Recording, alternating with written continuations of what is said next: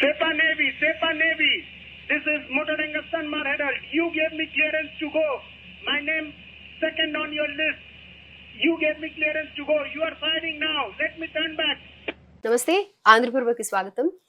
ప్రపంచాన్ని కలవరపెడుతున్న ఒక సంఘటన జరిగింది నిన్న. ఇరాన్ ఇండియన్ షిప్స్ మీద ఫైరింగ్ చేసింది. ఇదే విషయం గురించి మాట్లాడదాం. ప్రస్తుతం మనతో పాటు రీసెర్చ్ అనలిస్ట్ ఆదిత్య కృష్ణ గారు ఉన్నారు. హలో సార్, నమస్తే. నమస్తే.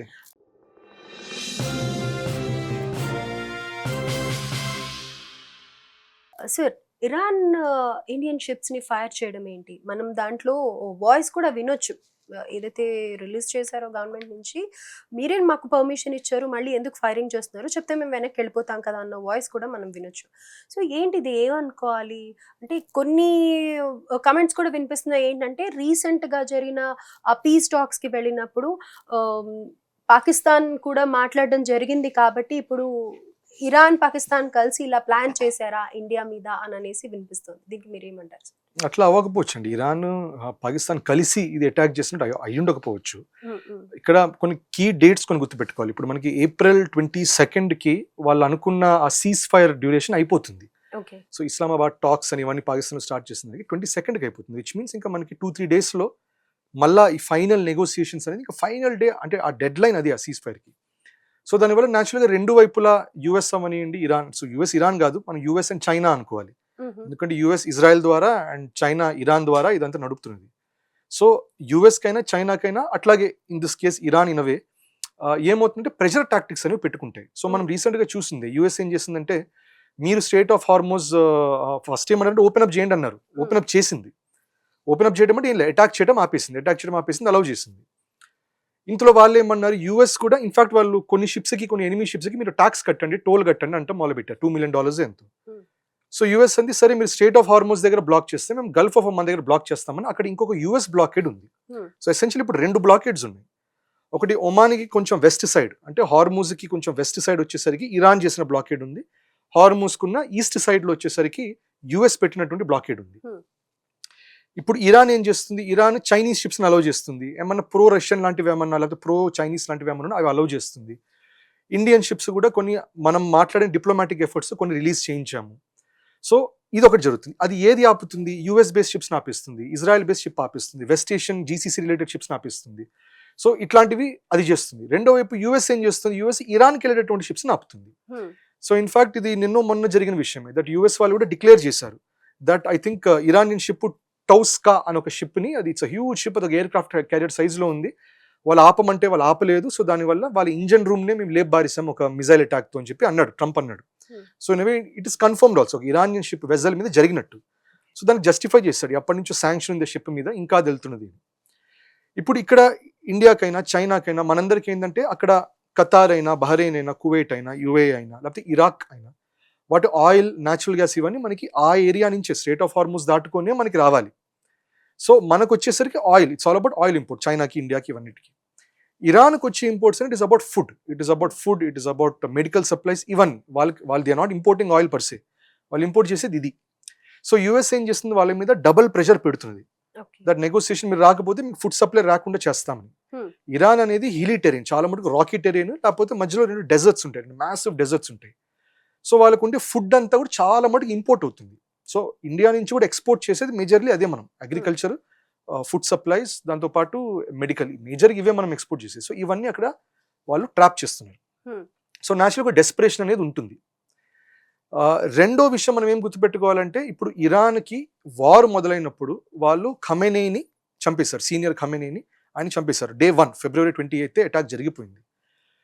సో దానికి around couple of years back Iraq war జరిగిన తర్వాత నుండి ఏం చేశారంటే, అక్కడ వాళ్ళ కాసిం సొలైమానీ అని వాళ్ళ మెయిన్ ఆర్మీని మెయిన్గా హెడ్ చేసిన అతను, ఆయన ఒక కాన్స్టిట్యూషనల్ అమెండ్మెంట్ ఒకటి పట్టుకొచ్చారు, చేంజ్ పట్టుకొచ్చారు.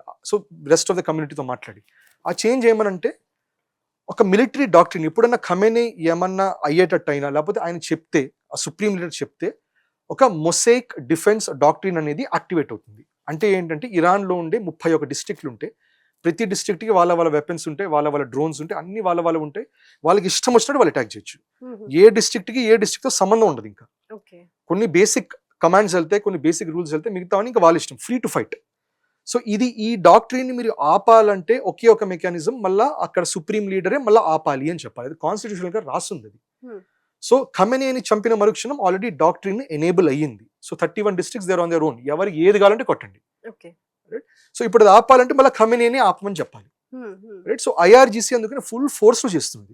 సో ఐఆర్జీసీ చేసే ప్రొవోకేటివ్ మెథడ్స్ ఒకటైతే, రెండోది వాళ్ళకుండే ఈ డిప్లొమాట్స్, అది ఇంకో సెగ్మెంట్. అది అబ్బాస్ అరక్చి అని వాళ్ళ ఫారిన్ మినిస్టర్, వాళ్ళ డిప్యూటీ మినిస్టర్, వీళ్ళ డిప్యూటీ ఫారిన్ మినిస్టర్, వీళ్ళందరూ ఇంకో సెట్. వాళ్ళు డిప్లొమాటిక్ గా చేస్తున్నారు, కానీ ఐఆర్జీసీ చేసే పాలసీ అది చేస్తుంది. సో ఇక్కడ మనం రెండుగా చూడాలి. ఒకటి ఏంటంటే ఐఆర్జీసీ వాళ్ళు సొంతగా కూడా వాళ్ళు చేసే అటాక్స్ లాగాను భావించచ్చు ఇది. రెండోది ఏమనుకోవచ్చు, ఇది ఒక ప్రెషర్ టాక్టిక్ అనుకోవచ్చు. కానీ ఇక్కడ ఇండియన్ షిప్స్ మీద ఎందుకు జరగాలి? In fact ministry of external affairs వాళ్ళు రిలీజ్ చేసిన దాంట్లో కూడా ఏం తెలిసిందంటే మనకి, ఇన్ఫాక్ట్ మ్యారిటైమ్ రిలేటెడ్ కొన్ని వెబ్సైట్స్ ఉంది, దాంట్లో కూడా మనం ఏం చూడొచ్చు అంటే, హార్మూజ్ అంటే ఒమాన్ యుఏఈ ఆ టిప్ పైన ఇరాన్ ఉంటుంది, ఆ టిప్ కి వెస్ట్ సైడ్స్ లో ఇంకా మనది ఐ థింక్ ఒక 13 షిప్స్ ఉన్నాయి. ఈస్ట్ సైడ్ వచ్చేసరికి అక్కడ 6 షిప్స్ ఉన్నాయి. రైట్. సో ఇది కాకుండా ఇంకొన్ని ఉన్నాయి, గల్ఫ్ ఆఫ్ ఏడెన్ అక్కడంతా కూడా మొత్తం కలిపి ఒక 25 షిప్స్ దాకా ఉన్నాయి రీజన్ లో మనకి. దాంట్లో ఇప్పుడు మనం టాప్ ప్రయారిటీలో ఒక 19 షిప్స్ ని ఎట్టి పరిస్థితుల్లో ఇవాక్యువేట్ చేసే ఆలోచనలో ఉన్నాం. యాజ్ ఆఫ్ నౌ మనకి వెస్ట్ ఆఫ్ హార్మూజ్ లో దాదాపుగా 343 seafarers or merchants or navy వాళ్ళు, మర్చెంట్ నేవీ అనకపోయినా ట్రేడర్స్ అనుకోండి, షిప్స్ అనుకోండి. సో అట్లాంటి సెయిలర్స్ మనకి 343 మంది స్టేట్ ఆఫ్ హార్మూజ్ కి లెఫ్ట్ సైడ్ వెస్ట్ సైడ్ లో ఉన్నారు. రైట్. సో ఇప్పుడు వాళ్ళందరినీ ఇవాక్యువేట్ చేయాల్సిన అవసరం అనేది ఉంది. ఇప్పుడు దీంట్లో మనం చూసింది ఇక్కడ ఈ సన్మార్ హెరల్డ్ అనేది, రెండోది జగ్ ఆర్నవ్ అనేది, ఈ రెండు కూడా ఇప్పుడు ఇరాన్ వాళ్ళు కొంతమంది సపోర్ట్ చేసే వాళ్ళు ఏమంటున్నారంటే, పర్మిషన్ లేకుండా వీళ్ళు దాటడానికి వచ్చారు, దానివల్ల మేము కొట్టామంటున్నారు. కానీ అందుకనే మనం రిలీజ్ చేసాం ఈ సన్మార్ హెరల్డ్ వాళ్ళది వాయిస్ రికార్డింగ్ రిలీజ్ అయింది. ఆయన ఓపెన్ గా అన్నారు, మీరే పర్మిషన్ ఇచ్చారు, మీ ఎంట్రీ లిస్ట్ లో నంబర్ 2 లో మా పేరే ఉంది, మీకు తెలిసి ఫైర్ చేశారు, వీ విల్ గో బ్యాక్, మమ్మల్ని అలౌ చేయండి, వెళ్ళిపోతామని చెప్పి రివర్స్ వెళ్ళారు. ఇన్ఫాక్ట్ ఆ షిప్ కి almost 2 million barrels of crude oil వాళ్ళ షిప్ లో ఉంది. రైట్. సో మనకున్న ఇప్పుడు వెస్ట్ సైడ్ ఆఫ్ హార్మోజ్ లో ఉన్న 13 షిప్స్ లో మేజర్ గా మనకున్నది లిక్విఫైడ్ న్యాచురల్ గ్యాస్, లేకపోతే క్రూడ్ ఆయిల్, లేకపోతే ఎల్పిజి. సో మేజర్ ఇవే, ఇటువంటి షిప్సే అక్కడ ఉన్నాయి.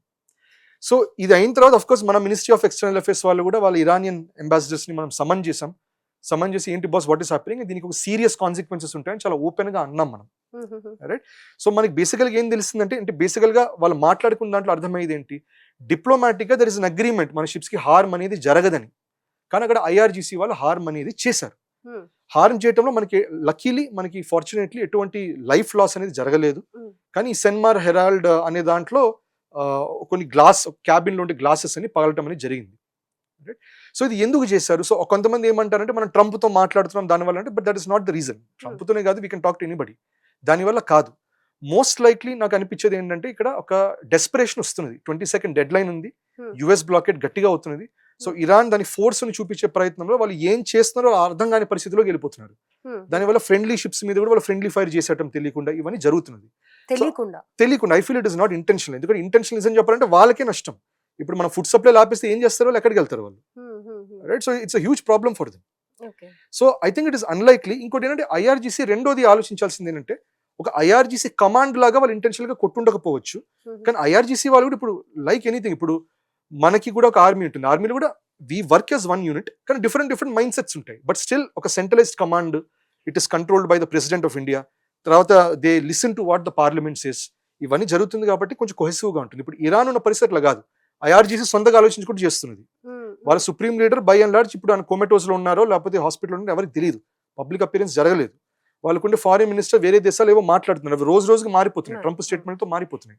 సో వాళ్ళు డెస్పరేట్ గా ఉన్నారు. So it is possible. ఇప్పుడు సివిలైజేషన్ యాంగిల్ లో చూసారనుకోండి, జియో పొలిటికల్ గా Iran and India are friends. Geopolitical ఎందుకంటే రెండింటి మధ్యలో పాకిస్తాన్ ఉంది, పాకిస్తాన్ జియో పొలిటికల్ గా కామన్ థ్రెట్ అది. ఇంకోటి అమెరికన్ బేసెస్ అన్ని పాకిస్తాన్ లో ఉన్నాయి. కానీ సివిలైజేషన్ గా చూసుకుంటే మాత్రం వాళ్ళు ఒక రాడికల్ ఇస్లాం యాంగిల్లో వాళ్ళు చూసుకుంటే, ఇరాన్ రెవల్యూషనరీ గార్డ్స్ వాళ్ళు ఒక రాడికల్ ఇస్లామిక్ యాంగిల్లో చూసుకుంటే, then Bharat is essentially civilization enemy. Geopolitically we are a friend, కానీ సివిలైజేషన్ గా వీఆర్ అన్ ఎనిమీ. సో దానివల్ల అక్కడ లోకల్ గా ఉన్న వాళ్ళు అట్లా ఇండియన్ షిప్ అని చూసి ఆ పిచ్చిదాన్ని చేస్తుంటాడా, అది కూడా ఉండొచ్చు. కానీ but as a state policy Iran government అనేది ప్లాన్ గా స్ట్రాటజీగా చేశారని మాత్రం నేను భావించింది. అయితే ఇప్పుడు మరి ఈ వార్ స్టార్ట్ అయినప్పటి నుంచి కూడా ప్రతి ఒక్కళ్ళు వినేది ఇరాన్కి ఇండియాకి మంచి రిలేషన్ ఉంది, ఎక్కడ కూడా ఎలాంటి విభేదాలు లేవు కాబట్టి మన ఆయిల్ మన షిప్స్ని వాళ్ళు అలవ్ చేశారు అనేది తెలుసు. కానీ ఇప్పుడు వాళ్ళు విక్టిమ్ కార్డ్ ప్లే చేయడం, ఇన్వెస్టిగేట్ చేస్తున్నాము అనటమే, అంటే గతంలో ఎప్పుడైతే పాకిస్తాన్ ఇండియా వార్లో ఇరాన్ సపోర్ట్ చేసిందో ఇప్పుడు కూడా అలానే మళ్ళీ ఆసిమునిర్తో నేను ఇందాక అడిగాను కదా, సో వాళ్ళతో కలిసి ఇంకేమన్నా ప్లాన్ చేస్తుందా? ఇప్పుడు మీరు అన్నారు వాళ్ళకి ఏం చేయాలో తోచట్లేదు, డెడ్ లైన్ కూడా దగ్గరకు వచ్చేసింది అని. సో ఆ దీంట్లో మళ్ళీ ఇండియాతో ఏమన్నా స్టార్ట్ చేయాలనుకుంటుందా అనేది కూడా ఒక పక్క వినిపిస్తుంది. మోస్ట్ లైక్లీ ఇండియాతో చేసుకుంటే ఇరాన్కి ఇట్స్ సూసైడల్ మూవ్. ఇప్పుడు ఇరాన్ కున్న కొన్ని దేశాలు ఫ్రెండ్స్ లాగా ఉన్నారు. వాళ్ళకి 70s లో వాళ్ళ మీద శాంక్షన్స్ పడ్డాయి. శాంక్షన్స్ పడిన మరుక్షణం ప్రతి యూరోపియన్ యూనియన్ మొత్తం వెళ్ళిపోయింది. ఆఫ్రికా బై అండ్ లార్జ్ అంత ఏమి లేదు స్కోప్. కొద్ది గొప్ప మిగిలితే ఒక రష్యాను, ఒక చైనాను, ఒక ఇండియాను, కొన్ని నేషన్స్ ఉన్నాయి. సరే, ఇప్పుడు ఇండియా ఎలా రియాక్ట్ అవ్వాలి అని అంటారు? ఇప్పుడు India it is doing the right thing. Diplomatic గా మనం టేకప్ చేసుకుంటున్నాం. ఆ షిప్స్ రివర్స్ వెళ్ళాయి. లక్కీగా there is no loss of life. మనం బట్ ఆఫ్ కోర్స్ మనకి ఇప్పుడు ఏంటంటే we have a right to say that మనం if you want we can send our navy as well and they can claim that we will secure our ships. మన navy కూడా areas లో ఉన్నాయి already. కావాలంటే మనం సెక్యూర్ చేసుకోవచ్చు. So ఇది మనకు ఒక గ్రీన్ కార్డ్ ఇస్తుంది. If you want you can secure. కానీ ప్రస్తుతానికి ఏంటంటే వీ విల్ ఇన్వెస్టిగేట్ అని ఇరాన్ అనటం ఏంటంటే okay something has gone wrong, పొరపాటును చేశామని. ఎలా అంటారు? ఇంత వార్ జరుగుతున్నప్పుడు అంత నిర్లక్ష్యంగా సరే ఏదో చేసేసాము అనటానికి లేదు కదా అంటే మరి జరిగినప్పుడు ఇంకేమంటారు వాళ్ళు? సో ఇన్ వే వాళ్ళు ఇప్పుడు ఫర్ ఎగ్జాంపుల్ యుఎస్ కి వ్యతిరేకంగా ఏమైనా చేస్తే నిర్భయంగా చెప్తున్నారు, చేశామంటున్నారు. ఇప్పుడు దానిపైన మనం గుర్తుపెట్టుకోవాల్సింది February 28 వాళ్ళ మీద అటాక్ జరిగిన మరుక్షణం అప్పుడు 3 వెజల్స్, ఇరానియన్ వెజల్స్, ఐరిస్ లవాన్ ఒకటి, దేనా ఒకటి, బుషహర్ ఒకటి మన విశాఖపట్నం పోర్ట్లో ఉన్నాయి.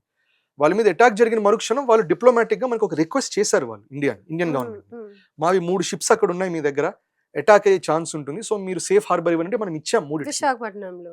విశాఖ అంటే ఇండియాలో ఎక్కడైనా డాక్ చేసుకోండి, యూ హ్యావ్ సేఫ్ హార్బర్ అన్నాం.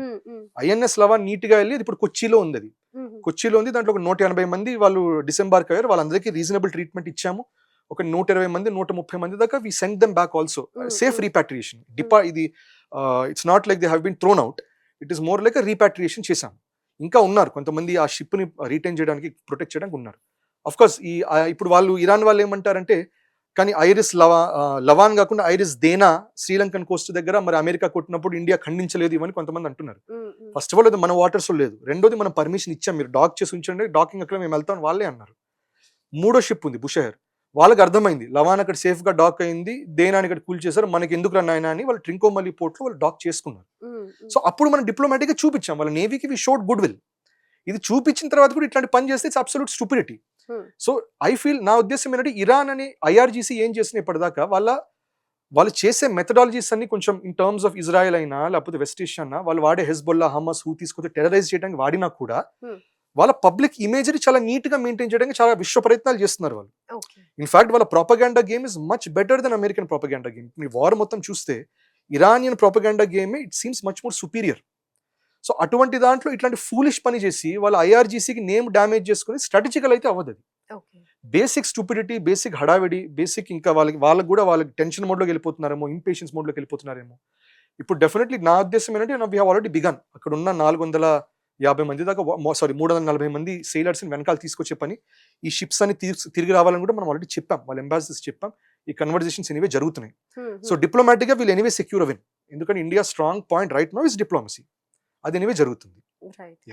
సో ఏదేమైనా కానీ ఇప్పుడు ఇరాన్ని సపోర్ట్ చేసే విషయంలో కానీ మీరు అన్నట్టు మెడిసిన్స్ కానీ ఫుడ్ వైజ్ కానీ ఇలా ఏదన్నా కానీ ఇండియా సపోర్ట్ చేసింది. ఇంకా అంతకు మించి వాళ్ళు ఏదైనా డెసిషన్ తీసుకొని అటాక్ మోడ్లోకి వెళ్తే లేకపోతే నిజంగానే వాళ్ళు ప్లాన్ చేసింటే మటుకు మీరు అన్నట్టుగా అది సూసైడ్ చేసుకునే ప్రయత్నమే అని చెప్పాలి. కరెక్ట్, వాళ్ళు అటాక్ మోడ్లో కానీ వెళ్ళరు. ఇన్ఫాక్ట్ పాకిస్తాన్తో వాళ్ళు ఎందుకు మాట్లాడుతుంటే ఆప్షన్ లేదు. ఎందుకంటే China partner is Pakistan. China చెప్పింది పాకిస్తాన్ వాడుకొని మీడియేటర్గా అని.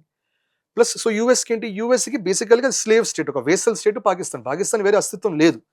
సో బేసికల్గా పాకిస్తాన్కి రెండు, చైనా ఏం చెప్తే అది వినాలి, యూఎస్ ఏం చెప్తే అది వినాలి. ఇద్దరు నుంచి డబ్బులు ఇట్లా పట్టుకుంటే డబ్బులు ఇస్తారు ఇద్దరు, అది చేసి. సో వాళ్ళిద్దరికి మ్యూచువల్ గా ఉండే మీడియేటర్ పాకిస్తాన్. ఇరాన్ అనేది, ఇజ్రాయెల్ అనేది దే డోంట్ ప్రిఫర్. ఇజ్రాయెల్ కి they have no interest in Pakistan and at the same time Iran has no interest in Pakistan. వాళ్ళు కేర్ చేయరు. వాళ్ళు అవసరమైతే వెళ్ళి 2 కొట్టు కూడా వస్తారు వాళ్ళు. Right sir, thank you so much.